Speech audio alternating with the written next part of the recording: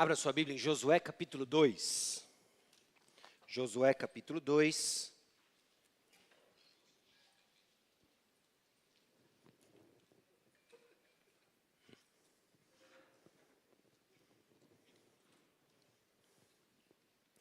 Versículos 1 a 24. Josué capítulo 2, versículos 1 a 24. Nós estamos caminhando em nossa série, essa é a terceira mensagem de uma série de 7 mensagens esse ano, baseado no livro de Josué. Nós vamos até o capítulo 5. Nós vamos beirar a entrada da terra prometida, atravessando o Jordão, mas ficaremos desse lado do Jordão esse ano. E aprendendo um pouco sobre a graça de Deus manifesta na vida do povo de Deus. Esse povo que foi liberto da escravidão do Egito, esse povo que foi liberto do senhorio do Egito e está sendo agora encaminhado para a terra prometida. Nós temos dito, enfatizado, de que o Senhor nos salva para nos conduzir a um lugar. E essa tem sido a moldura das aplicações que temos tido e extraído da narrativa do livro de Josué. E em particular, a passagem de hoje nos ajuda a entender os caminhos da graça de Deus. Os caminhos da graça de Deus em orientar o seu povo na direção de um descanso. Descanso prometido depois da libertação da escravidão do pecado. Descanso que nós já vimos na semana passada, que é atingido apenas e tão somente na pessoa do Senhor Jesus Cristo. Mas que esses eventos todos nos ensinam os padrões do agir do Senhor em cada um de nós e na vida do seu povo. Bom, falamos bastante sobre medo, falamos bastante sobre confiança, e hoje em particular nós vamos olhar para a graça de Deus, que nos capacita a crescermos em confiança. Se nós vamos abandonar uma vida de medo e de uma fé tímida que não nos move para frente, nós precisamos então entender como nós crescemos em confiança. E a palavra de Deus nos ensina isso, a palavra de Deus aponta para nós os padrões do agir do Senhor, em nos mover para uma vida de confiança.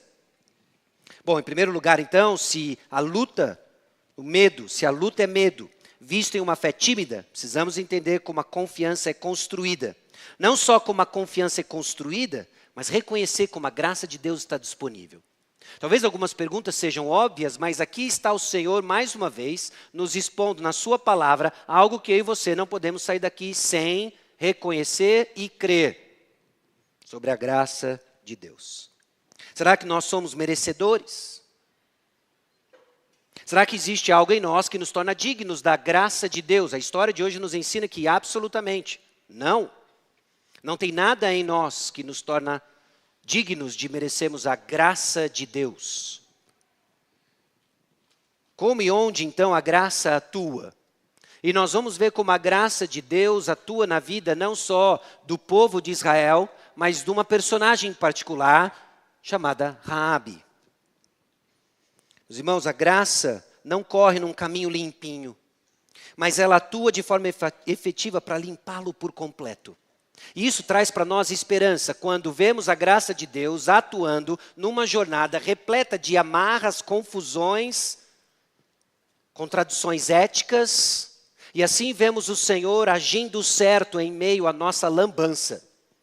Nós vamos saber disso. O Senhor registrou isso para que eu e você saibamos de que, libertos da escravidão do pecado, rumo ao descanso em Cristo Jesus, nós vamos nos defrontar com um caminho que nem sempre é limpinho. Mas o propósito de Deus é claro, e que nos guia nisso e nos limpa a cada passo. O ponto, meus irmãos, é que nós vamos aprender mais da graça de Deus, libertos da escravidão do pecado, e rumo ao descanso que desfrutamos somente em Cristo Jesus. Josué capítulo 2, versículos 1 a 24, nós vamos quebrar em 4 partes. Eu vou listar para você uma breve descrição de cada uma delas, antes de lermos o texto, e nós vamos seguir então, durante a mensagem de hoje, aplicando cada um desses blocos à nossa realidade. Convictos de que fomos libertos da escravidão do pecado, rumo então ao descanso em Cristo Jesus, enquanto nós caminhamos numa jornada que nem sempre é tão limpinha, mas cujos propósitos são claros, que nos orientam a nos apropriar daquilo que o Senhor quer fazer na vida de cada um de nós. O primeiro ponto que você vai ver nos versículos 1 a 7 é que Josué envia 2 espias a Jericó e eles são escondidos por Raabe. a personagem que vai ser introduzida na nossa história hoje. Nos versículos 8 a 11, nós vemos que Raabe confessa que o Senhor havia dado a terra de Canaã para Israel. E nos versículos 12 a 21, os espias e Raabe selam um acordo de responsabilidades mútuas. E no versículos 22 a 24, o relato dos espias vai ser uma expressão de fé nas promessas de Deus. Vamos para o texto bíblico. Isso está projetado para que você se oriente na leitura, entendendo os 4 grandes movimentos da nossa narrativa de hoje. E assim diz a palavra de Deus. De Sitim enviou Josué, filho de Num, 2 homens, secretamente, como espias, dizendo: andai e observai a terra e Jericó. Foram, pois, e entraram na casa de uma mulher, prostituta, cujo nome era Raabe, e pousaram ali. Então se deu a notícia ao rei de Jericó, dizendo: eis que esta noite vieram aqui uns homens dos filhos de Israel para espiar a terra. Mandou, pois, o rei de Jericó dizer a Raabe: faze sair os homens que vieram a ti, e entraram na tua casa, porque vieram espiar toda a terra. A mulher, porém, havia tomado e escondido os 2 homens e disse: é verdade que os 2 homens vieram a mim, porém eu não sabia de onde eram. Havendo-se de fechar a porta, sendo já escuro, eles saíram. Não sei para onde foram. Ide após eles depressa, porque os alcançareis. Ela, porém, os fizera subir ao eirado e os escondera entre as canas do linho, que havia disposto em ordem no eirado. Foram-se aqueles homens após os espias pelo caminho que dá aos vales do Jordão, e havendo saído os que iam após eles, fechou-se a porta. Antes que os espias se deitassem, foi ela ter com eles ao eirado, e lhes disse: bem sei que o Senhor vos deu esta terra, e que o pavor que infundis caiu sobre nós, e que todos os moradores da terra estão desmaiados. Porque temos ouvido que o Senhor secou as águas do Mar Vermelho diante de vós, quando saíeis do Egito. E também o que fizestes aos 2 reis dos amorreus, Seom e Og, que estavam além do Jordão, os quais destruístes. Ouvindo isso, desmaiou-nos o coração, e em ninguém mais há ânimo algum, por causa da vossa presença. Porque o Senhor, vosso Deus, é Deus em cima nos céus e embaixo na terra. Agora, pois, jurai-me, vos peço, pelo Senhor, que assim como usei de misericórdia para convosco, também dela usareis para com a casa de meu pai, e que me dareis um sinal certo de que conservareis a vida a meu pai e a minha mãe, como também a meus irmãos e a minhas irmãs, com tudo o que tem, e de que livrareis a nossa vida da morte. Então lhe disseram os homens: a nossa vida responderá pela vossa, se não denunciardes esta nossa missão. E será, pois, que, dando-nos o Senhor essa terra, usaremos contigo de misericórdia e de fidelidade. Ela, então, os fez descer por uma corda pela janela, porque a casa em que residia estava sobre o muro da cidade. E disse-lhes: ide-vos ao monte, para que, porventura, vós não encontrem os perseguidores. Escondei-vos lá 3 dias, até que eles voltem, e depois tomareis o vosso caminho. Disseram-lhe os homens: desobrigados seremos desse teu juramento que nos fizeste jurar, se vindo nós à terra, não atares esse cordão de fio de escarlate à janela por onde nos fizeste descer. E se não recolheres em casa contigo teu pai, e tua mãe, e teus irmãos, e a toda a família de teu pai, qualquer que sair para fora da porta da sua casa, o seu sangue lhe cairá sobre a cabeça, e nós seremos inocentes, mas o sangue de qualquer que estiver contigo em casa caia sobre a nossa cabeça, se alguém nele puser mão. Também, se tu denunciares essa nossa missão, seremos desobrigados do juramento que nos fizeste jurar. E ela disse: segundo as nossas palavras, assim seja. Então os despediu e eles se foram. E ela atou o cordão de escarlate à janela. Foram-se, pois, e chegaram ao monte, e ali ficaram 3 dias, até que voltaram os perseguidores, porque os perseguidores os procuraram por todo o caminho, porém não os acharam. Assim os 2 homens voltaram e desceram do monte e passaram e vieram a Josué, filho de Num, e lhe contaram tudo o que lhes acontecera. E disseram a Josué: certamente o Senhor nos deu toda esta terra nas nossas mãos, e todos os seus moradores estão desmaiados diante de nós. Vamos orar mais uma vez. Senhor, aqui estamos diante da tua palavra, aqui estamos, ó Deus, diante de mais uma lição de graça. Eu peço a Deus que o Senhor descortine os nossos olhos para contemplar e aprender da Tua lei. Lei, ó Deus, que nos aponta uma pessoa, Jesus Cristo, nosso Senhor e Salvador. Aquele que nos transforma e nos transforma segundo a tua imagem. E nós te louvamos por isso. E é no nome precioso dele, de Jesus, que nós oramos. Amém. Meus irmãos, a graça de Deus inclui pecadores em seu plano de salvação, de acordo com suas promessas e vontade. Entre outras lições, o que nós vemos no relato que acabamos de ler, é que Deus inclui pecadores. Alguns óbvios, outros nem tanto. Inclui pecadores em seu plano de salvação e ele faz isso de acordo com suas promessas e vontade. E tudo isso registrado para que eu e você aprendêssemos mais, não só da graça de Deus, mas do nosso Senhor e Salvador, Jesus Cristo. Então o que nós vamos fazer agora, no tempo que nos resta, é responder algumas perguntas orientado por esse conceito. O conceito da graça de Deus que inclui pecadores. Quem que ele inclui? Que tipo de pecadores são esses? Esses pecadores que são inclusos no plano de salvação, como é esse plano? Como ele inclui? Sempre por causa da graça mediante a fé. Padrão de Gênesis e Apocalipse, por causa da graça de Deus e mediante fé. Nesse plano de salvação, de acordo com suas promessas e vontade, expressando então e direcionando como é a vida desses incluídos, qual é a sua confiança e o que essa confiança produz. Como é a vida daqueles pecadores que foram incluídos no plano de Deus e passam a viver orientados por suas promessas e de acordo com a sua vontade. Nós temos pistas disso, nós temos verdades explícitas disso, para mais uma vez sermos educados na graça do Senhor e aprendemos mais do nosso Salvador. Onde? Na história de Raabe, na história do povo de Israel. Liberto do Egito, rumo à terra prometida, apontando para nós que existe um descanso e não é um lugar, é uma pessoa, é Jesus Cristo. Meus irmãos, pecadores são alvos da graça de Deus dentro de seu plano. O texto começa apontando para nós uma localização, um lugar chamado Sitim. De Sitim enviou Josué, filho de Num, 2 homens secretamente como espias. Por vezes isso passa para nós desapercebido, porque Sitim não é como uma grande cidade próximo de nós, com grande relevância, tipo Jacareí. Não é?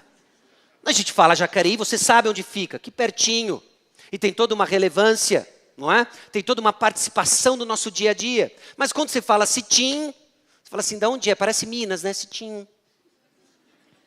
E por vezes passa desapercebido, mas não passaria desapercebido por um leitor do povo de Israel, que está recebendo a história de Josué e fazendo as conexões necessárias que muitas vezes nós não fazemos, mas que tem verdades importantes. Onde é Sitim? Sitim que narra um momento, um evento inesquecível na história de Israel. Sitim fica mais ou menos a 13 quilômetros do Rio Jordão. Se você está conseguindo enxergar nesse mapa, e se não eu vou lhe ajudar a enxergar, Sitim está aqui, Rio Jordão está aqui, e nós temos aqui aproximadamente 13 quilômetros de distância. É de Sitim que Josué, filho de Num, envia 2 espias. 2 espias até a cidade de Jericó, que está além do Jordão. E ele envia para que eles espiem não só a cidade de Jericó, mas eles espiem a terra.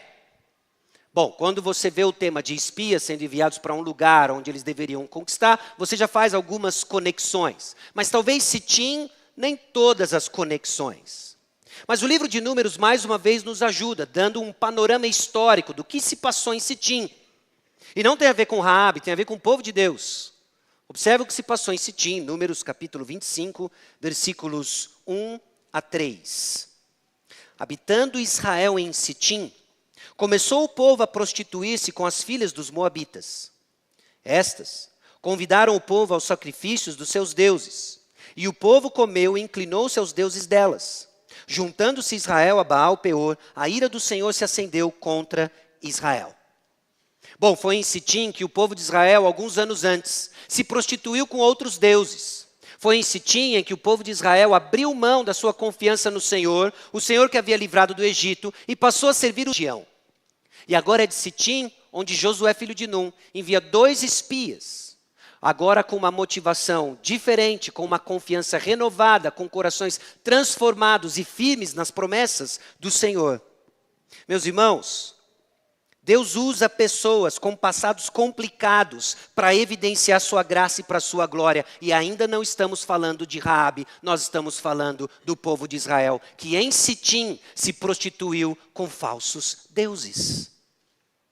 Isso é de suma importância para entendermos onde Raabe, a meretriz, a prostituta, se posiciona diante da graça de Deus e enxergarmos além da sua ocupação e do seu passado, reconhecendo que o próprio povo de Deus também tem um passado complicado. Não importa onde você esteja e quão cedo a graça de Deus lhe alcançou, todos nós, à luz da palavra de Deus, temos um passado complicado. O problema é que nós não enxergamos como Deus enxerga, nós vemos aparências e nos apegamos a elas e deixamos de ver a graça de Deus que transforma pecadores e pecadorzinhos distantes da graça de Deus, do Senhor, em filhos obedientes do Senhor. Essa é uma história, uma época inesquecível na história de Israel. Isso é relembrado depois, lá no capítulo 22, versículo 17 do livro de Josué, em que ele reafirma, em que ele lembra mais uma vez algo que ficou marcado na história do povo. Acaso não nos bastou a iniquidade de Peor, de que até hoje não estamos ainda purificados, posto que houve praga na congregação do Senhor? Meus irmãos, esse povo agora se posiciona depois de um longo período de 40 anos, em que ele está sendo substituído e agora preparado para entrar na terra prometida, e cujo passado tem marcas de pecado. Esse é o povo que vai entrar na terra prometida. É esse povo que precisa de uma confiança recobrada da graça do Senhor, de que Ele transforma, e da vontade do Senhor, o que Ele quer que esse povo faça na terra prometida. Deus usa pessoas, e elas têm passados complicados. Meus irmãos, isso é um trunfo da graça de Deus. Conforme nós aprendemos as histórias de cada um de nós, aprendemos quão gracioso e criativo é o nosso Deus, que pega pessoas como eu e você, com passados complicados de rebeldia, rebeldia contra Deus, e nos transforma como instrumentos para a glória dEle. São pessoas assim, transformadas pelo Senhor, que são usadas para comunicar a outras pessoas assim. São pessoas assim, que em Sitim se prostituíram com falsos deuses, que são usadas para falar com pessoas assim. E que pessoas são essas? Para onde esses espias estão sendo enviados? Eu quero ler para você duas passagens também do Antigo Testamento que nos ajudam a entender a natureza moral, reflexo de uma adoração distorcida desse povo que habitava não só Jericó, mas a terra prometida. Esse povo que vai ser alvo da ira do Senhor, do juízo do Senhor, esse povo que vai ser alvo do juízo do Senhor, instrumento pelo qual Ele vai dar a terra prometida ao povo de Israel. Presta atenção o que diz Deuteronômio capítulo 9, versículo 5. Não é por causa da tua justiça, nem pela retitude do teu coração que entras a possuir a sua terra, mas pela maldade dessas nações, o Senhor teu Deus as lança de diante de ti, e para confirmar a palavra que o Senhor teu Deus jurou a teus pais, Abraão, Isaque e Jacó. Lançando para nós um tema de que as guerras que estão envolvidas no livro de Josué não são simplesmente genocídios, não são simplesmente guerras como eu e você estamos acostumados a ver, mas trata-se do Senhor exercendo o seu poder, motivado pela sua santidade e dando para o povo de Israel a terra que Ele prometeu, porque essas nações são ímpias. E Deus vai exercer o seu juízo, não simplesmente sobre nações, mas numa perspectiva espiritual, salvando ímpios como Raabe, e disciplinando o seu povo por causa da injustiça, como Acã, que nós vamos ver o ano que vem. Não só Deuteronômio capítulo 9, versículo 5, mas escute o que a palavra de Deus diz em Levítico 18, 24 a 30, ainda sobre esses povos, ainda sobre a moral e aquilo que impera nessas nações todas. Levítico 18, 24 a 30 diz: com nenhuma dessas coisas vos contaminareis, porque com todas essas coisas se contaminaram as nações que eu lanço diante de vós. Essas nações, aqueles que estão dentro de Jericó. E a terra se contaminou, e eu visitei nela a sua iniquidade, e ela vomitou seus moradores. Porém vós guardareis os meus estatutos e os meus juízos, e nenhuma dessas abominações fareis, nem o natural, nem o estrangeiro que peregrina entre vós. Porque todas essas abominações fizeram os homens desta terra que nela estavam antes de vós, e a terra se contaminou. Não suceda que a terra vos vomite, havendo a vós contaminado, como vomitou o povo que nela estava antes de vós. Todo o que fizer algumas dessas abominações, sim, aqueles que as cometeram serão eliminados do seu povo. Portanto, guardareis a obrigação que tendes para comigo, não praticando nenhum dos costumes abomináveis que se praticaram antes de vós, e não vos contaminareis com eles. Eu sou o Senhor vosso Deus. Se você é familiarizado com a sua Bíblia, sabe que o teor de Levítico capítulo 18 são distorções morais de ordem sexual. É isso que está acontecendo, não só dentro de Jericó, mas toda a terra prometida. É esse povo que o Senhor vai exercer juízo, é esse povo que o Senhor vai exercer a sua ira santa, limpando essa terra e entregando ao povo de Israel e colocando uma condição: você não faça a mesma coisa, senão eu também te vomito. Isso prepara para nós o terreno, inclusive, para entendermos os exílios que o povo de Israel enfrentou. A disciplina que o povo de Israel enfrentou, porque se contaminou com aquilo que tinha ao seu redor. Meus irmãos, quando nós lemos Josué capítulo 2, nossos olhos saltam para focarmos no pecado de Raabe, é a prostituta. E olha como Deus é misericordioso e gracioso para com Raabe. Mas deixamos de perceber que fazemos isso de um ponto de percepção espiritual de que nós éramos exatamente assim. Talvez não como uma carreira de prostituição, mas tão longe quanto do Senhor. E isso mostra e é visto na nossa dificuldade de falar com pessoas que são diferentes. O receio muitas vezes de encararmos Raabes.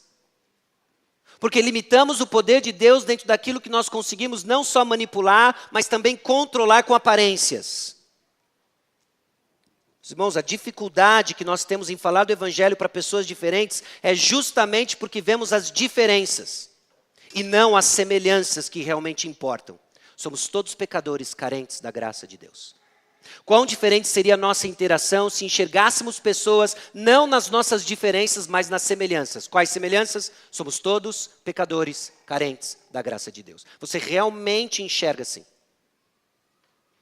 Você realmente enxerga assim? Você enxerga que pessoas são aceitas com base na justificação do Senhor e não por meio da santificação? Porque quando nós começamos a olhar para pessoas e avaliar pessoas, categorizar pessoas, aceitas ou não, mediante a santificação, nós somos o padrão, não o Senhor. Mas quando é Cristo Jesus que nos declara justos e nos coloca no meio do seu povo, cai por terra nosso julgamento, enxergamos as nossas semelhanças, somos tão pecadores como ele, como ela. Romanos capítulo 6, versículo 23, deixa isso bem claro. Porque o salário do pecado é a morte, mas o dom gratuito de Deus é a vida eterna em Cristo Jesus, nosso Senhor. Eu acho que todos nós somos familiarizados o suficiente com a palavra de Deus para reconhecer que todos nós temos pecado, que todos nós somos pecadores e que um dia sem Cristo estava sobre nós a morte. Mas o dom gratuito de Deus é a vida eterna em Cristo Jesus, nosso Senhor. Pecadores, meus irmãos, são alvos da graça de Deus dentro do seu plano. Não só esses dois espias aqui mostram para nós e apontam para nós um povo de passado complicado, como também o final do versículo 1 nos apontam agora sim a nossa personagem nova de hoje, Raabe. Foram, pois, e entraram na casa de uma mulher prostituta cujo nome era Raabe e pousaram ali. Meus irmãos, é padrão do Senhor redimir pessoas que um dia foram marcadas pelo pecado. E é interessante como Raabe é constantemente apresentado. Se eu não me engano, com exceção de Mateus capítulo 1, versículo 5, todas as aparições de Raabe ao longo da Escritura colocam o seguinte aposto, colocam o seguinte descritivo: meretriz, prostituta. A palavra de Deus não nos deixa esquecer de onde ele tirou Raabe e o que ele fez com sua vida. Ela também não nos deixa esquecer a participação que Raabe tem em Mateus capítulo 1, versículo 5, na genealogia de Jesus. Era ela sogra de Rute, a moabita.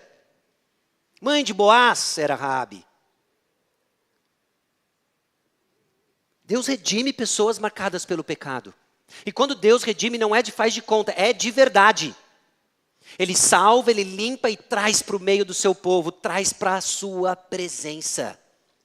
Isso é verdade para cada um de nós, meus irmãos. Todo domingo, quando nós somos lembrados do sangue de Jesus, quando somos lembrados do nosso Senhor e Salvador, nós devemos exultar em júbilo. Louvado seja o Senhor. Seja um passado Raabe, seja um passado em Sitim, seja qual for o seu passado, Deus redime pessoas.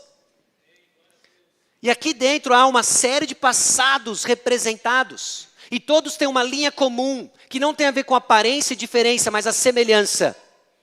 Todos pecaram e carecem da glória de Deus. O salário do pecado é a morte, mas o dom gratuito de Cristo Jesus é a vida eterna.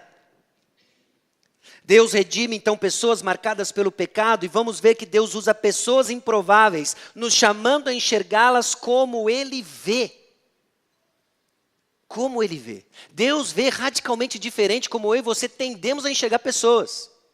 Nós enxergamos pessoas com base nas suas diferenças, com base em nossas preferências, e Deus enxerga a realidade espiritual e o que Ele vai fazer na vida de cada um de nós para comunicar uma única história. Jesus Cristo salva, redime e usa pessoas. A improvável Raabe. A improvável Raabe que vai ser usada pelo Senhor. Esses dois espias, eles chegam e eles vão direto ali para a casa de Raabe. Eu comecei a ser persuadido a entender de que Raabe era uma prostituta, e não só prostituta, mas uma governanta de um bordel. Um bordel talvez frequentado por muitos homens. Muitos homens onde corre a notícia. Sem WhatsApp, é lá que a coisa acontecia. Então esses espias estão chegando, eles vão direto aonde eles podem conseguir notícias. E eles chegam lá. E provavelmente falando um pouco estranho, falando com um sotaque diferente, o pessoal rapidinho sacou que eles não são daqui. E a notícia correu e chegou no rei de Jericó. Tem dois espias aqui. E onde eles estão? Eles estão lá na casa da Raabe. Estão lá no inferninho. Então eles mandam a polícia de Jericó para ir lá, achar esses dois espias, desvendar toda essa trama que pode ser perigosa, porque não foi só Raabe que ouviu os grandes feitos do Senhor, está todo mundo ouvindo, está circulando o quê? Parece que está chegando um povo aí. E quem é esse povo? Não sei, cara, é um povo que tem um tal de Deus que abre o mar, é um Deus que detonou dois reis, não é? Seom e Og, não sobrou nada lá, foi todo mundo destruído. Esses caras estão marchando e estão dizendo que aqui é deles. Raabe está tendo uma postura bem diferente do rei de Jericó, porque o rei de Jericó está seguindo. Aqui não. Olha esses muros. Vocês acham que eles vão entrar aqui? Nós vamos matar no ninho. Pega esses dois aí. Pega esses dois. Mandou, pois, o rei de Jericó então dizer a Raabe: faça sair os homens que vieram a ti e entraram na tua casa, porque vieram espiar toda a terra. A mulher, porém, havia tomado escondido os dois homens. Ela escondeu esses dois homens. Bom, é verdade que eles vieram aqui, mas eu não sei de onde eles eram. Então, fechou a porta, já escuro, eles saíram, não sei para onde eles foram. Então sai correndo, porque eu acho que eles foram para aquela região. Mas enquanto ela falava isso, ela escondeu esses dois espias. Esses dois espias, naquilo que o versículo 6 diz para nós, um eirado, um lugar onde tinha essas canas do linho, onde possivelmente tinha a ver com alguma confecção de roupa. Ou eu fiquei imaginando essa situação, ela colocou eles numa laje, naquele varal cheio de lençol, de roupa e tal, e eles escondidos no meio das coisas, assim, ó. Não é? Eu não sei se eu contaminei você com a minha imaginação fértil, mas lá estavam esses dois espias. O ponto é, eles estavam escondidos, e quem escondeu? Raabe. E por que Raabe escondeu? Nós vamos ver por que ela escondeu. Ela escondeu e mentiu sobre o paradeiro deles. E a polícia então de Jericó procura e sai de acordo com a palavra de Raabe, e foi-se e fechou-se a porta da cidade. Olha, nós vamos sair naquela direção, fecha-se a porta e esses dois estão escondidos lá no eirado de Raabe. Meus irmãos, Deus usa essas pessoas improváveis, que Ele nos chama a enxergá-las como Ele vê. Nós lemos durante o nosso culto hoje o Salmo 103, eu quero destacar apenas 3 versículos da nossa leitura. Não nos trata segundo os nossos pecados, nem nos retribui consoante as nossas iniquidades. Pois quanto o céu se alteia acima da terra, Assim é grande a sua misericórdia para com os que o temem. Quanto disto o Oriente do Ocidente, assim afasta de nós as nossas transgressões. Tem uma forma de você ler no Novo Testamento Raabe, a meretriz, Raabe, a prostituta. Tem a forma legalista, a forma como muitas vezes nós somos tentados a fazer e até mesmo caímos nisso, de lembrar e jogar na cara o passado de pessoas. Essa é Raabe, a prostituta. Nossa, você viu quem chegou? Raabe. Que Raabe? A prostituta.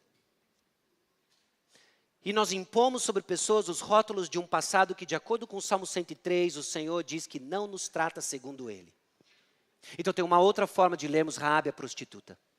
Raabe é a prostituta, aquela que teve um passado cheio de pecado, mas foi redimida pelo Senhor. Ela saiu de um prostíbulo para a comunidade do Senhor Jesus. É bem diferente a leitura. Quando nós usamos as lentes do Senhor, no Salmo 103, nós somos capazes então de olhar para pessoas como Deus vê, e não conforme as nossas diferenças. Seja você do caso Raabe, a prostituta, seja você de Sitim, seja qual for o seu passado, o Senhor nos enxerga diferente. Baseado no Salmo 103, uma personagem da nossa história recente, Corrie ten Boom, fez uma paráfrase que a ajudou a perdoar aquele que, durante o Holocausto, foi o algoz da sua vida, da sua irmã que veio a falecer, que as ridicularizaram no campo de concentração e que depois ela encontra num contexto diferente. Sabe onde? Na igreja. Lá estava aquele guarda salvo por Cristo Jesus. E ela narra essa experiência com a dificuldade que ela teve justamente de perdoar o seu algoz. Mas ela só conseguiu dar esse passo quando ela entendeu pessoas como Deus as vê. Então, baseado no Salmo 103, ela diz o seguinte: quando Deus nos perdoa, Ele lança nossos pecados tão longe quanto o leste está do oeste. Ele então coloca uma placa de que não é permitido pescar na praia, o que não permite que ninguém compre uma licença para pescar nossos pecados. Na verdade, não somos capazes nem mesmo de comprar uma licença para pescar nossos próprios pecados. Há uma distância entre os nossos pecados, como leste e oeste, no meio um grande oceano. E nós não temos licença para ir com uma vara pescar o meu pecado, nós não temos licença para pescar o pecado do próximo e esfregar na cara. Por quê? Porque Deus assim não faz. Quando ela se entendeu, ela se enxergou, não só em Sitim, não só como Raabe, olhando para aquele guarda e falou: dói tudo aquilo que eu experimentei? Mas eu não sou diferente, há um oceano entre os meus pecados e o Senhor, e há um oceano entre os pecados desse guarda e o Senhor. Meus irmãos, qual é a nossa desculpa para enxergarmos uns aos outros, rotulando pecados, não como o Senhor vê, mas com a nossa justiça? Raabe, meus irmãos, é para nós uma personagem que grita e escancara a graça de Deus, que nos livra da escravidão do pecado, e no meio da nossa lambança até o descanso eterno, continua nos conduzindo num caminho que não é tão limpinho assim, mas que a graça limpa e purifica. Não existe sujeira que você tenha se metido, que a graça de Deus não limpa e não lhe restaura para ser útil nas mãos do Senhor. Todos nós precisamos ser encorajados com isso. Seja para nos enxergar diante do Senhor, seja para enxergar pessoas. É a graça de Deus. Que Deus usa pessoas improváveis, nos chamando então a enxergá-las como Ele vê. E Deus também usa métodos improváveis, mas mantém seus propósitos firmes. Muito se discute, muito se debate sobre a questão da mentira de Raabe, não é? Não só aqui, mas das parteiras hebreias e tantas situações que a gente começa a olhar e fala assim, mas como tudo isso? É interessante, meus irmãos, de que conforme eu fui estudando isso, olhando e olhando as passagens do Novo Testamento, em nenhum lugar Deus aprova a mentira. Mas Deus aprova a fé de Raabe. Com pouco que ela sabia acerca de quem Deus era, com pouco que ela conhecia sobre a santidade de Deus, ela opera com fé de acordo com os propósitos de Deus. Um método meio lambança, mas em nenhum lugar o Novo Testamento aprova o método de Raabe. Coisa muito parecida com o que a gente viu na fé de Abraão, quando ele foi forjado, e no meio da forja da sua fé, ele deu uns vacilos, não é? E vemos o Senhor indo em resgate de Abraão, firmando os seus passos. Ela poderia sim ter dito a verdade, e ainda assim a mensagem chegaria a Josué, porque os planos de Deus não seriam frustrados. Mas ela mentiu. E o propósito de Deus foi realizado apesar da mentira. Não enxergamos em lugar nenhum que ela foi aprovada pelo Senhor, mas o que estava em jogo era o propósito do Senhor. Deus é capaz de realizar seu propósito mesmo que ele possa ajustar ou mudar seu método. Isso não significa de que os fins justificam os meios, mas isso significa que na providência do Senhor ele transforma o mal em bem. E vemos um plano de que eu não entendo por completo, mas creio, porque quem está no comando? Um Deus bom. Que na sua providência usa agentes secundários como eu e você. Às vezes para disciplinar o povo ele usa um povo pior ainda, os caldeus. Mas nada frustra o seu plano. Que conduza o seu povo de acordo com a sua vontade. Raabe mentiu. Talvez bem provável que ela sequer era informada da santidade de Deus, mas o que a Bíblia exalta é a sua fé. É a sua fé. Pecadores são alvo da graça de Deus dentro do seu plano, e pecadores se aproximam da graça de Deus pela fé. Bem sei que o Senhor vos deu esta terra. É isso que Raabe diz depois que os perseguidores vão embora. Ela se encontra com os 2 espias e já começa dizendo o seguinte: olha, eu sei que o Senhor deu para vocês esta terra. O medo controlador em nossos corações, meus irmãos, deve ser o temor do Senhor. Raabe enfrentou um risco enorme fazendo o que ela fez nos versículos 2 até o versículo 7. Ela correu um risco, o risco de ser descoberta, o risco provavelmente de ser morta, executada como traidora de Jericó. Mas havia um temor maior no seu coração, o temor do Senhor. O que é a polícia de Jericó diante do Senhor, que abriu o mar, destruiu Seom e Og e está vindo marchando para conquistar tudo que eu conheço e experimento? É o temor do Senhor que controla o coração de Raabe. Esse medo controlador, meus irmãos, em nossos corações só deve ser o temor do Senhor, de mais nada. Tema ao Senhor e você não teme mais nada. A palavra de Deus, então, proclamada e ouvida, que produz a fé em Deus. Porque ela tem ouvido que o Senhor secou as águas do mar. Ela ouviu o que o Senhor fez aos 2 reis dos amorreus. Ela ouviu tudo isso e agora responde não com terror paralisante, mas com fé. Fé operante. É isso que ela fez. E é isso que o Novo Testamento aponta sobre Raabe. Pela fé Raabe. Quem? A meretriz. Por quê? Aquela pessoazinha? Não. Olha de onde Deus a tirou e olha onde Deus a levou. É isso que você tem que ler. Não foi destruída com os desobedientes, porque acolheu com paz aos espias. Talvez já apontando para nós aquilo que depois nós vemos articulado e vimos recentemente em Gálatas capítulo 3. É o caso de Abraão, que creu em Deus, e isso lhe foi imputado para a justiça. Sabei, pois, que os da fé, que são filhos de Abraão. Ora, tendo a Escritura previsto que Deus justificaria pela fé os gentios, preanunciou o Evangelho a Abraão. Em ti serão abençoados todos os povos. De modo que os da fé são abençoados com o crente Abraão. Meus irmãos, é pela fé. Raabe aponta para nós um padrão que se torna claro e explícito no Novo Testamento, sempre por causa da graça e pela fé. Pela fé. A palavra de Deus que foi proclamada, ouvida, que produz fé em Deus, produz uma fé que, quando é genuína, virá de corações transformados pela palavra e não de aparências à nossa semelhança. Como você avalia fé genuína? Como você avalia fé genuína? Alguém que é liberto da escravidão do pecado vai ser transformado por causa da graça. E nós vamos ver uma fé operante, não porque ele se pareceu conosco, mas eu quero o que se pareceu com Cristo Jesus e nós estamos no caminho. E aí sim conosco. Então não tem a ver com aparências, mas tem a ver com corações transformados que respondem com fé à palavra de Deus. Corações quebrantados à palavra de Deus. Então pare e reflita, quando a aparência daqueles que o Senhor está trazendo não é exatamente o que estamos acostumados, como nós reagimos? Ou quando nós nos defrontamos com alguém que tem uma cultura diferente daquilo que nós estamos acostumados, como nós reagimos? Lembra, nós somos pescadores de homens, não higienizadores espirituais de homens. Sabe quem santifica pessoas? tua palavra é a verdade. Santifica-os na verdade. A tua palavra é a verdade. É o Senhor quem santifica. Você está pronto para testemunhar o Senhor e a graça operando na vida de cada um de nós, sabe como? Por meio da palavra pregada, recebida com fé, compartilhada e reverberada, em cada encontro de pequeno grupo, de agrupe, em cada conversa uns com os outros, nos encorajando, assim Deus segue transformando os seus.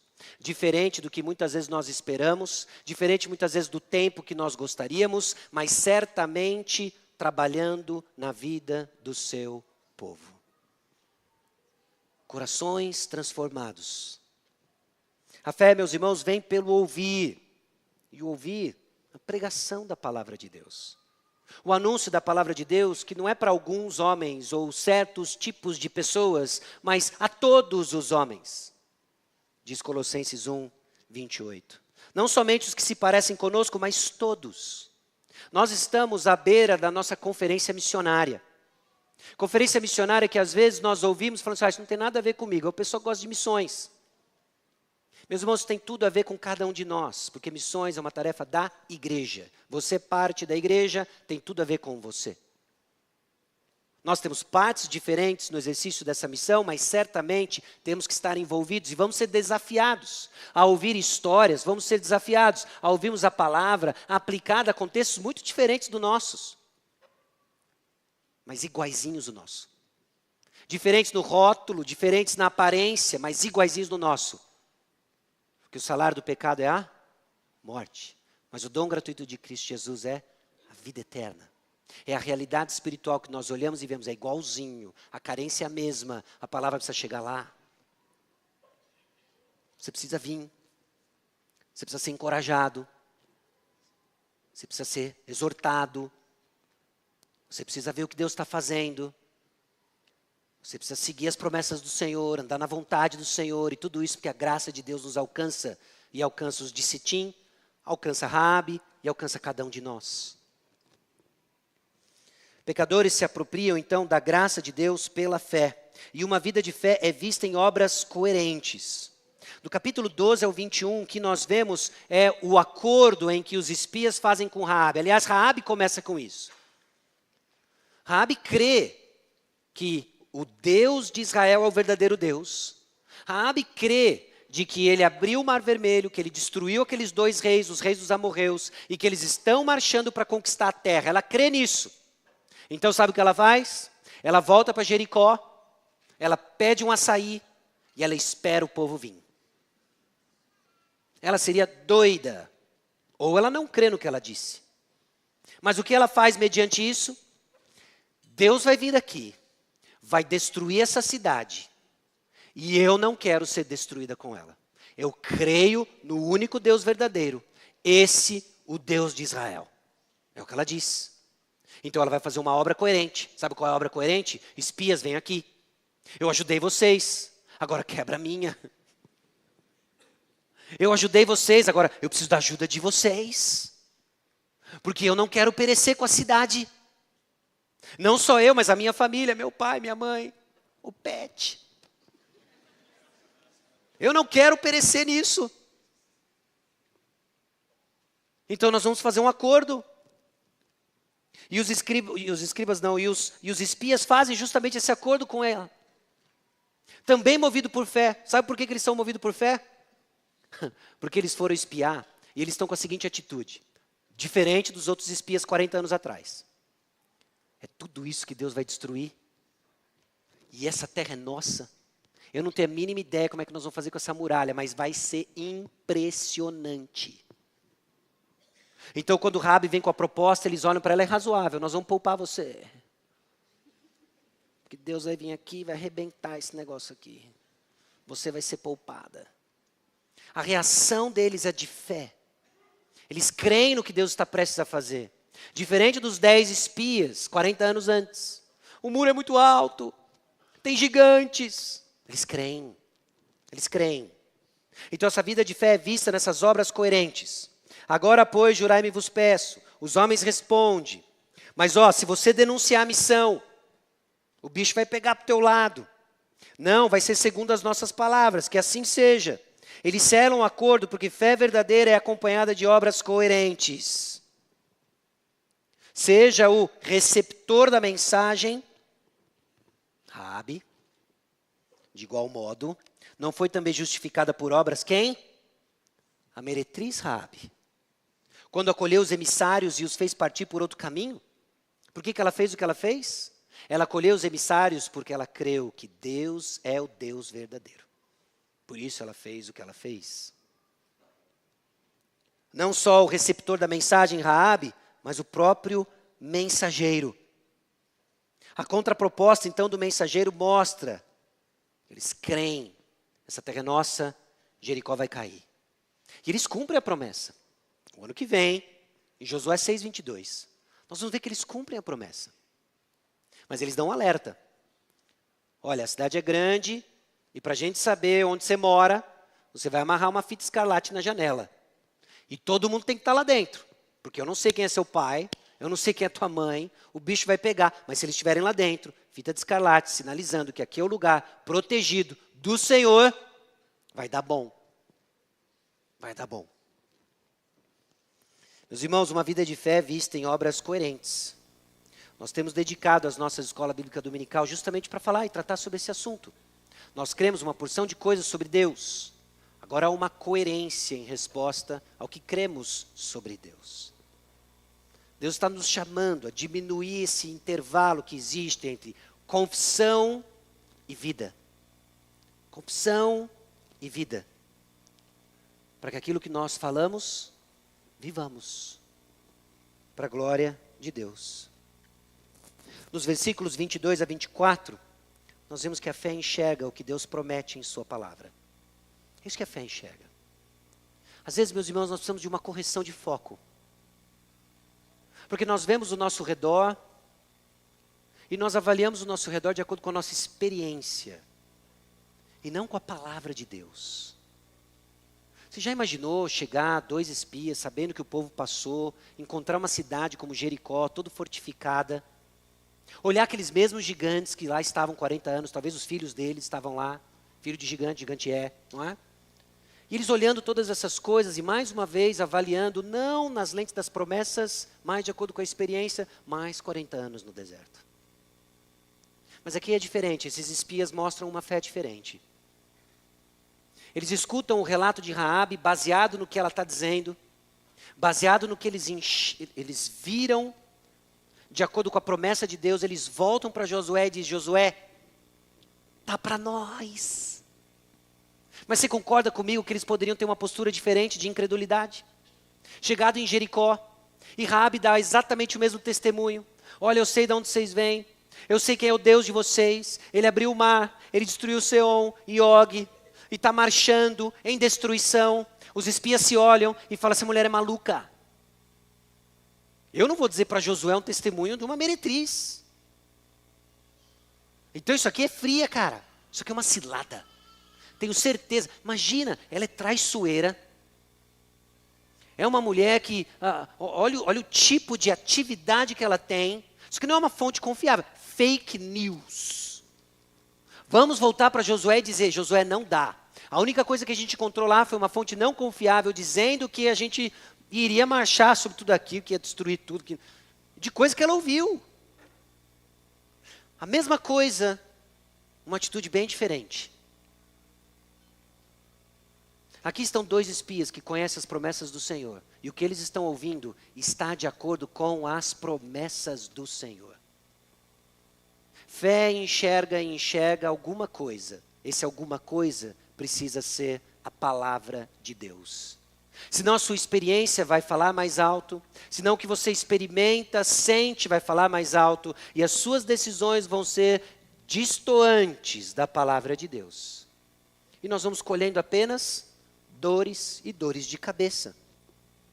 Certamente o Senhor nos deu toda esta terra nas nossas mãos. As circunstâncias variam e muitas vezes assustam, mas o que você enxerga?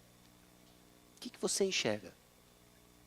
Isso aqui não é um otimismo trivial, superficial, mas esperança. Porque o que nós enxergamos precisa ser o que a palavra de Deus promete. E o que ele prometeu? aperte os cintos, de que ele há de edificar a igreja e que as portas do inferno não prevalecerão contra ela. Mais uma vez, daqui a alguns dias nós vamos nos reunir na conferência missionária, que vai estar lotada sexta à noite, sábado à noite, domingo de manhã e domingo à noite. E nós vamos ouvir os desafios missionários. Nós vamos ouvir os desafios missionários e nós vamos ficar olhando aquelas coisas e falando assim, puxa, mas é muita coisa, hein? É muito mundo para falar de Jesus. Os confins da terra são grandes. O que você enxerga? E que tal a gente começar a enxergar o tamanho do nosso Deus? Que tal a gente começar a enxergar o poder de Deus? Que tal a gente começar a ver o poder do Criador e do Cristo ressurreto? Não há manifestação, poder maior do que a criação e a ressurreição, não é? E se a gente começar a enxergar a nossa realidade baseada no poder de Deus, e não mais como serelepes saltitantes otimistas, mas como soldados do Senhor Jesus Cristo, embaixadores de Cristo, ousados, corajosos por causa das promessas de Deus. E dizer o equivalente, Senhor, o Senhor já nos deu uma igreja, prometeu edificá-la, avante. Nós temos a mensagem que transforma. Nós temos a mensagem que transforma. A forma como você enxerga as suas circunstâncias será resultado, então, dos óculos que usa, fé ou alguma coisa. Tira ou alguma coisa e põe a fé nas promessas do Senhor. Assim como a incredulidade tem um potencial de influenciar a vida da comunidade, assim é a fé. Semana passada nós vimos o perigo, que era aquelas 2,5 tribos não marcharem para dentro da terra prometida e deixarem os demais na mão. Nós vimos que isso nos remetia a um outro episódio de Cades Barneia, quando os espias então não quiseram marchar para dentro da terra. E o potencial que isso tem dessa incredulidade em fomentar rebeldia. É o autor de Hebreus nos ajudando a enxergar essas coisas. Se é assim com incredulidade, deixa eu dizer, a fé também contagia. Mas numa direção diferente. Direção da vontade de Deus. Meus irmãos, olhemos com fé o que a palavra de Deus nos propõe de vida de igreja, a missão da igreja, e desfrutemos juntos disso. Quanto a nós, meus irmãos, lembremos de que a graça de Deus sempre se manifesta em nosso meio. Mas nem todos irão enxergar além do que pode ser visto. Nem todos vão enxergar além do que pode ser experimentado. Mas a graça de Deus se manifesta.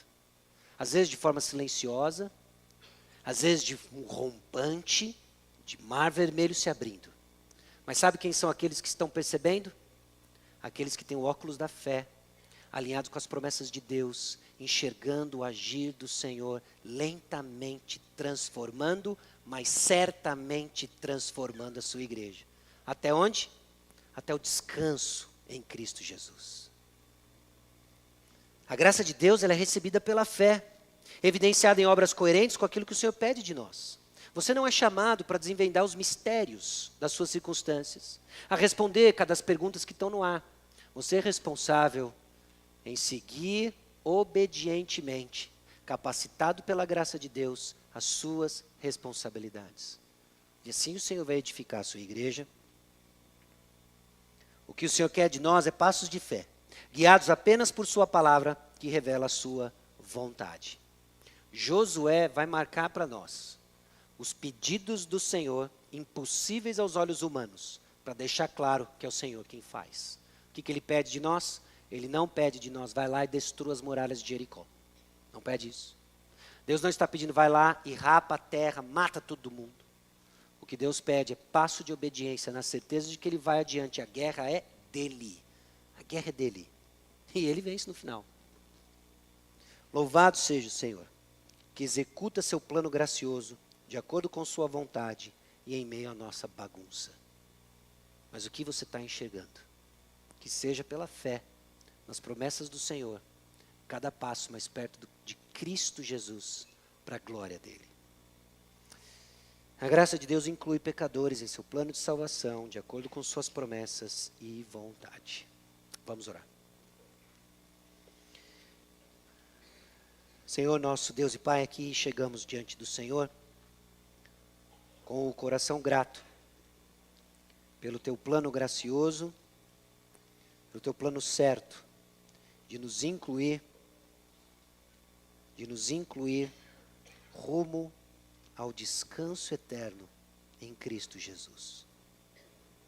Mas até lá é fato, ó Deus, de que nós vamos experimentar cansaço. Cansaço porque estamos servindo ao Senhor, cansaço das nossas próprias decisões ruins, cansaço, ó Deus, de sermos cercados pelo pecado, mas na certeza de que nessa lambança toda, o Senhor é triunfante e segue adiante de nós. Anima, ó Deus, a tua igreja. Encoraja, ó Deus, a tua igreja. Não, ó Deus, na certeza de que temos um passado impecável, porque não temos, mas na certeza de que o Senhor nos limpa e purifica de cada um dos passos tomados e nos direciona para que passos sejam dados rumo à tua vontade. E é no nome precioso de Jesus que nós oramos. Amém. Vamos ouvir o pós-lude, atitude de oração, e depois nós temos nossos avisos.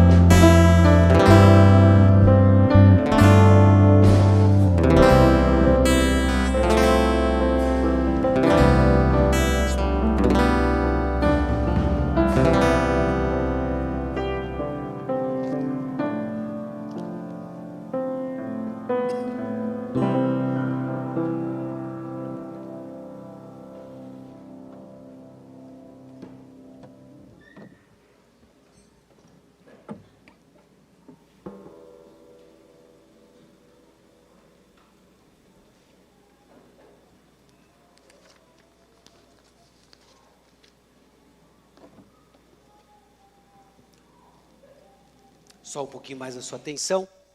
Precisamos passar alguns avisos para os irmãos. Daqui 2 semanas, nós teremos a nossa conferência missionária. Tem aí a lâmina da nossa... slide, projeção, arte da nossa conferência missionária. Cá está, tá bom? Meus irmãos, os próximos dias 25 a 27 de outubro. É sexta-noite, sábado à noite, domingo de manhã e domingo à noite. Tudo vai estar voltado para, mais uma vez, refletirmos sobre a missão que o Senhor nos deu. E iremos escutar desafios diferentes, iremos escutar contextos diferentes. Você tem aí à frente, aí projetado, o pastor Dilvan. O pastor Dilvan é um pastor do Maranhão. Ele lidera um ministério de plantação de igreja em lugares difíceis, difícil acesso, de difícil recurso. Ele está tutoriando um grupo de pastores e tem se dedicado à plantação de igrejas, tem experiência em plantação de igrejas, e ele vai contar para nós como a palavra de Deus tem se feito presente nesse contexto. Você precisa ouvir, você precisa ser desafiado e olhar o que o Senhor está fazendo aí fora, ser encorajado para que a gente siga fazendo aquilo que o Senhor nos chamou para fazer aqui em São José dos Campos, tá bom? Nós temos o pastor Jairo. O Jairo já é conhecido nosso.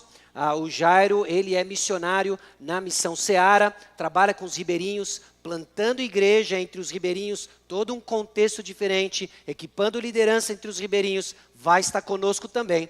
Pastor Marcelo Gonçalves, o nosso missionário no Uruguai, passou por uma experiência de revitalização de igreja, a Igreja Batista Betel, Igreja Bautista Betel, segue firme e forte, e o Senhor tem usado a vida desse irmão naquele contexto. Nós vamos ouvir também mais sobre isso, tá bom? E eu, é isso aí, tá bom? Já estamos aí, esse negócio tal, já estamos familiarizados aí, beleza? Então coloca na sua agenda, venha na sexta, tá bom? Cancela o cinema, cancela a pizza, cancela o tênis, cancela o sofá e vem aqui. Tá bom? Vem aqui, vai ser um tempo gostoso de comunhão e ouvirmos a palavra de Deus. Muito bom. Legado. Tem aí o legado. A campanha do legado segue, meus irmãos. Segue. Procure o Daltro, Felipe, Daniel ou Ralph para fazer parte do legado. Nós já temos 20 alunos inscritos. E esse ano, meus irmãos, nós temos 3 alunos do legado se formando. Olha só que bacana, não é? Deus tem levantado recurso no nosso meio, levantado os irmãos com disposição para isso. E 3 alunos se formam esse ano que foram aí alvo do legado. Vão se formar, vão seguir e pela graça de Deus seguimos para mais alunos entrarem, tá bom? Então, se você quiser fazer parte do projeto, seja inscrevendo seu filho, seja participando, promovendo a educação de outros filhos de membro da igreja, procure um desses 4 irmãos, eles vão dar instrução para você. A nossa campanha do som segue, olha, já subiu um pouquinho, põe aí a campanha do som, vamos com 18%. E assim segue. Eu vou trazendo para os irmãos, esperando o mover da campanha do som, tá bom? Temos feito bastante coisa aqui na igreja, tem bastante coisa acontecendo. Você já reparou que nós iniciamos a pintura nas paredes. Eu sei que as irmãs repararam e eu sei que alguns irmãos estão, nossa, é mesmo, né? Não, pintou mesmo, que cor que era? Isso faz parte, tá certo? Do processo. Nós já fizemos o trabalho no chão e tem aí algumas coisas acontecendo pela graça de Deus. E um dos projetos também é a mudança dos nossos aparelhos de som. Líderes de ministério, próximo sábado, dia 19, a partir das 9 horas, nós vamos nos reunir. Nós vamos nos reunir, a reunião não é longa, nós não vamos ter almoço aqui, você vai sair daqui antes do almoço, mas nós temos importantes ênfases para passar para você sobre o ano de 2025. O calendário de 2025 e nós vamos já começar a preencher orçamento, tá bom? Então, para alguns, eu sei que é um desafio esse negócio de orçamento e planilha e números. Pense o seguinte, é uma ferramenta que demonstra nossas intenções e prioridades ministeriais. Algo importante. Para a gente se organizar para 2025, nós precisamos do seu engajamento e nós vamos ter um tempo precioso juntos no próximo sábado, a partir das 9 e até meio-dia. Você vai estar liberado, se Deus quiser, tá bom? Meio-dia e 5 vai estar liberado, certo? Para o seu sábado. Projeto Próximos Passos, se você tem interesse, e deve ter esse interesse crescente, de discipulado, uma das ferramentas para isso é o projeto Próximo Passo, Primeiros Passos, né? Você pode fazer a sua inscrição pelo aplicativo ou pela secretaria, e você, ou para discipular alguém, ou para aprender mais sobre a igreja, o DNA da igreja, se envolva, faça inscrição, principalmente se você está chegando, é um importante passo para você conhecer um pouco de onde a gente está vindo, para onde a gente está indo, e eu espero que seja um encorajamento para o seu coração. Último aviso. Retiro de casais. Nós estamos já com 34 inscritos. E o nosso retiro vai acontecer entre os dias 8 e 10 de novembro. Então você tem aí um pouco menos de um mês para se programar. O tema esse ano é sobrevivendo no casamento de Deus. No casamento não. Vivendo no casamento com Deus. Meus irmãos, às vezes nós achamos que problemas de casamento são as grandes crises. Isso não é verdade, ok? Há muitos de nós, por vezes, passando por fases de sobrevivência no casamento, porque vivemos sem um propósito claro no casamento. Simplesmente caminhamos na força do mais um dia, na força do hábito, e não paramos para pensar qual é o propósito de Deus para o casamento. Pare e pense, quando foi a última vez que você conversou com o seu cônjuge, né, sobre o propósito de Deus para o casamento? Isso, às vezes, não é muito a nossa conversa do dia a dia. E aí nós caímos no automático e deixamos de experimentar aquilo que Deus projetou para o casamento. Deus projetou para que o seu casamento refletisse uma mensagem. Qual a mensagem? Cristo e a igreja. Isso norteia o que nós entendemos por papéis do marido, papéis da esposa. Isso norteia e molda como deve ser a nossa comunicação. Isso norteia e molda cada aspecto do nosso casamento. Para vivermos no casamento com Deus, de acordo com o propósito de Deus. Vai ser um tempo, então, para mais uma vez revisitarmos o que Deus quer para o casamento. Sairmos exortados e encorajados para vivermos o plano de Deus para o casamento. O seu casamento é uma ferramenta nas mãos de Deus para o avanço da causa de Deus. Você sabe fazer isso? Já parou para pensar nisso?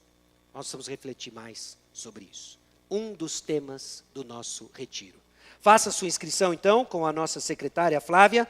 Não deixe de participar e fique de pé.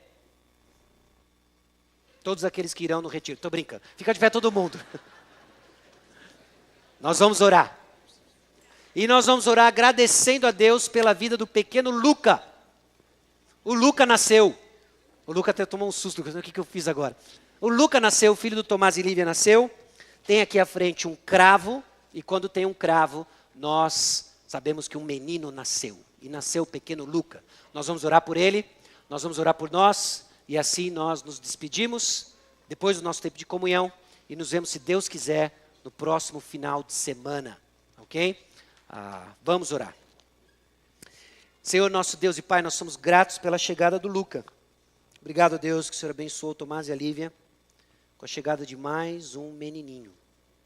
Eu peço a Deus que o Luca tenha o seu coração preparado para receber o Evangelho. Que o Teu Santo Espírito trabalhe em seu coração, a fim de que ele responda com fé e ele cresça, ó Deus, de acordo com a Tua vontade. Essa é uma obra sobrenatural da qual nós dependemos do Senhor e reconhecemos de que o Senhor há de fazer isso no coração do Luca, usando os meios, ó Deus, que o Senhor prometeu abençoar. Então que Tomás e Lívia perseverem no ensino da palavra e que a nossa igreja persevere no ensino da palavra e assim o Senhor há de salvar os seus. Nós te louvamos, ó Deus, pelo tempo juntos, não só de aprendizado da Tua palavra, mas de comunhão. Abençoe, ó Deus, cada conversa e que saiamos daqui encorajados para a honra e glória do Teu nome, em nome de Jesus. Amém. Deus abençoe sua semana até domingo.